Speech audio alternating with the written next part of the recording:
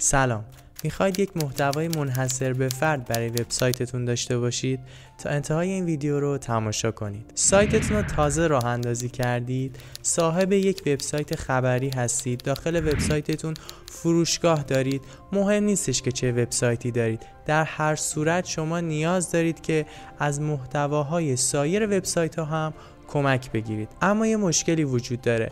وقتی شما محتوای سایر وبسایت ها رو داخل وبسایت خودتون قرار بدید، گوگل متوجه این موضوع میشه و به وبسایتتون از لحاظ رتبه SEO ضربه وارد میشه. حالا باید چیکار کرد که محتوای سایر وبسایت ها رو هم داخل وبسایت خودمون داشته باشیم، از اونام کمک بگیریم، اما به رتبه SEOمون لطمه‌ای نخوره و به بهترین شکل بتونیم از محتوای بقیه وبسایت ها هم استفاده بکنیم. برای اینکه مشکلی به وجود نیاد از اینکه محتوای سایر وبسایت ها رو استفاده بکنید، باید بیایید کامل اونا رو بازنویسی بکنید. قطعا هممون میدونیم که این کار بسیار زمان بره.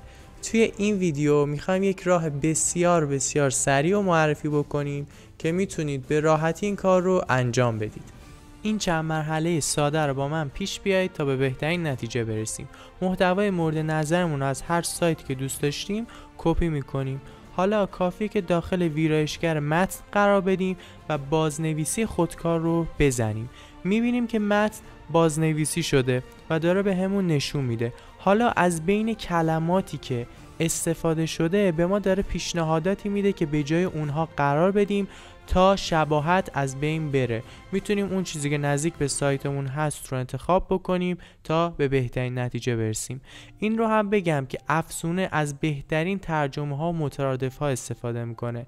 چرا میگم بهترین؟ چون دیتابیس این افزونه از دو فرهنگ لغت قوی، فرهنگنامه دهخدا و فرهنگنامه دکتر معین که شامل بیش از 400,000 لغت مترادف هست استفاده میکنه. یه نکته خیلی جالب هم برای کاربرانی که از وردپرس اتومات استفاده میکنن بگم. این دو افزونه یعنی اتو اسپینر و وردپرس اتومات در کنار همدیگه کار شما رو به حداقل میرسونن. یعنی چی؟ یعنی شما میتونید محتوای مورد نظرتون رو با کمک افزونه وردپرس اتومات به صورت خودکار کپی بکنید و از طرف دیگه با افزونه اتو اسپینر از اسپم شناخته شدن توسط گوگل و کاهش رتبه سایت جلوگیری بکنید. موفق باشید.